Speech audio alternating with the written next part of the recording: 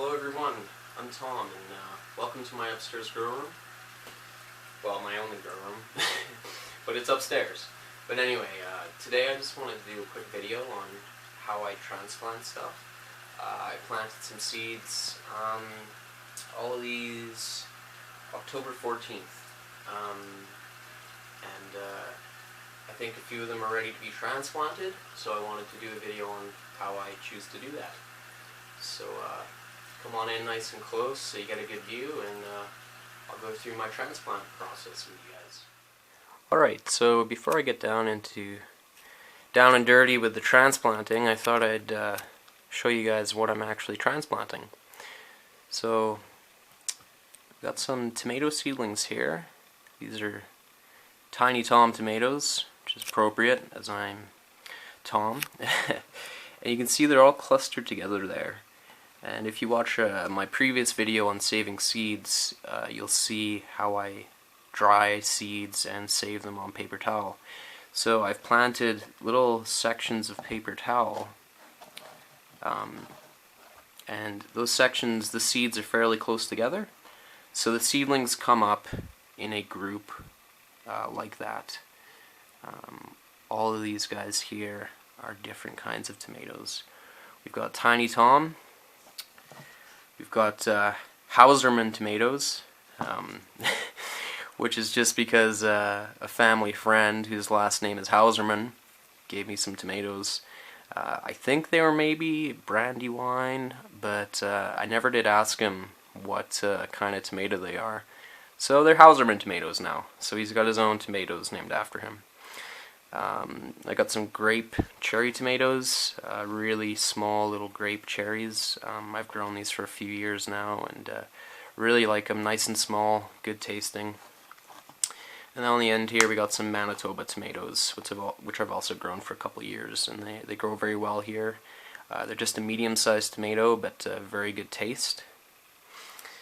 At the back we got a zucchini plant, kind of leaning over there. Couple honeydew melon seedlings. Here we got a little sunflower, and there we got a pumpkin, which is really leaning over.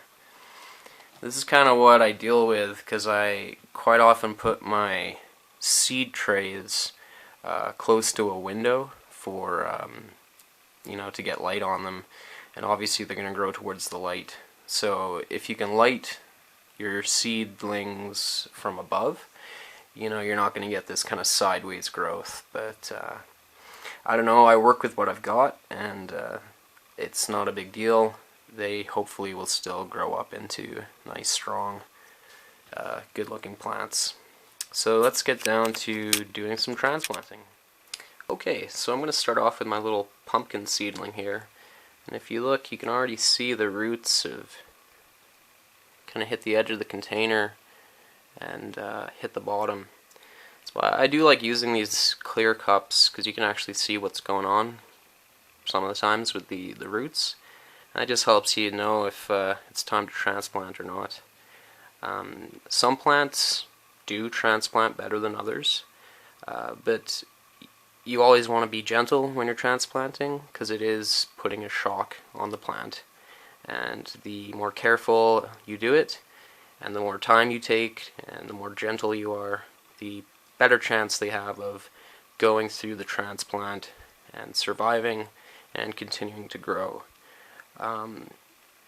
With container gardening in general, it's good to transplant before stuff gets root bound, but we all have, most of us anyway, have limitations in space, and also the number of kind of big containers we have, or big containers that we want to have around the place.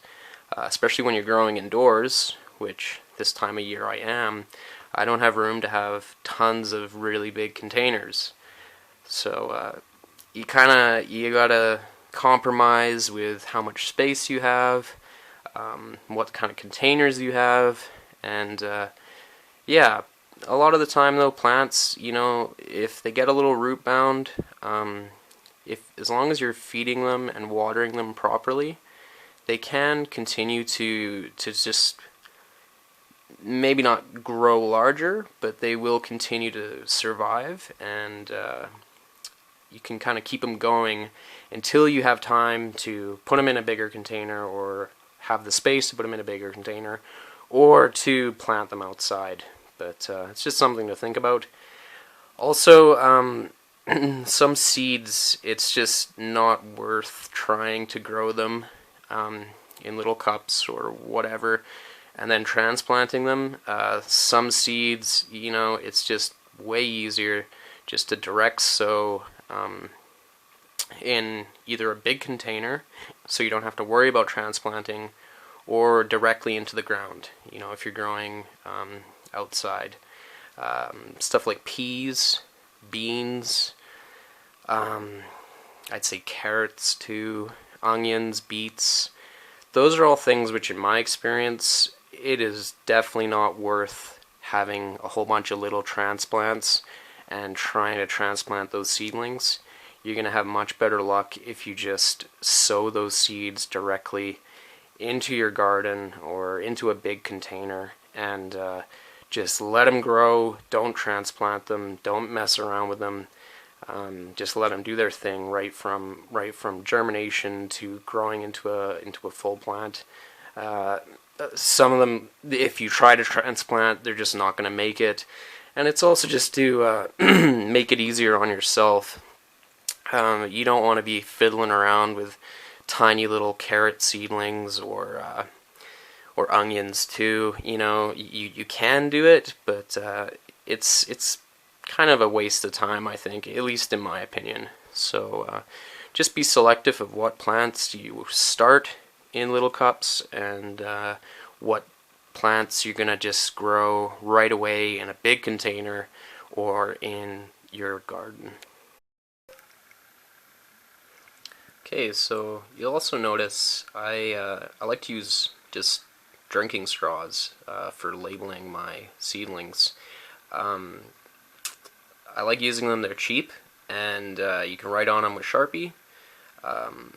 I've used little popsicle sticks and stuff before in the past, and the wood tends to get, just moldy, and I just don't think it's good to have that in the soil. Drinking straw, plastic, it's going to last forever, and you can just take a little bit of rubbing alcohol on a piece of paper towel, and you can clean these straws off. The Sharpie comes off really easily, and you can reuse them. Yeah, so I would recommend, if you want to have some cheap labeling things, just use some drinking straws, write on them with a Sharpie, and you're good to go. But anyway, that's just what I do, so let's get to transplanting this little guy.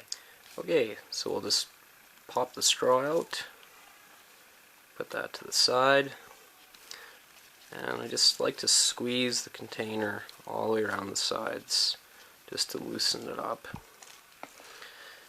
And then this is pretty loose, so I think I can just squeeze it out. I'm trying to do this one-handed. So there we go. My potting soil is pretty loose, and it's made up of... I like to reuse my potting soil from year to year, but I do like to add new stuff in. New compost. I like to add extra perlite. You'll notice my soil has quite a lot of perlite in. Also vermiculite. I have a little bit of that in here. And then yeah, I make my own compost. I put that in here. And I also buy compost as well, just because I tend to need quite a lot. And I just have a small compost bin. I actually have it in my garage,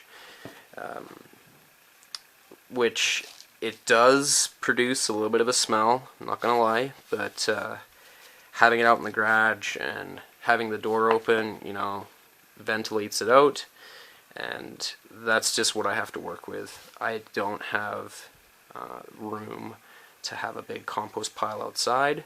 I live in a small townhouse. I have a big compost pile and a big garden out at my parents' acreage, which is just outside the city. I live in Medicine Hat, Alberta. But anyway, with transplanting, yeah, just be gentle.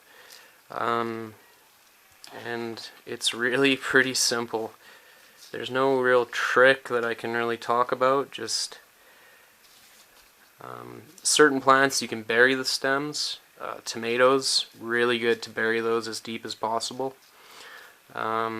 Peppers you can bury a little bit. But generally other plants, they don't like having their stems buried. But yeah, I like to reuse cups too, or containers. You know, from if I buy little plants at you know, the store, these little nursery containers, I like to keep them and reuse them. They work well, and so yeah. So that's my pumpkin transplanted.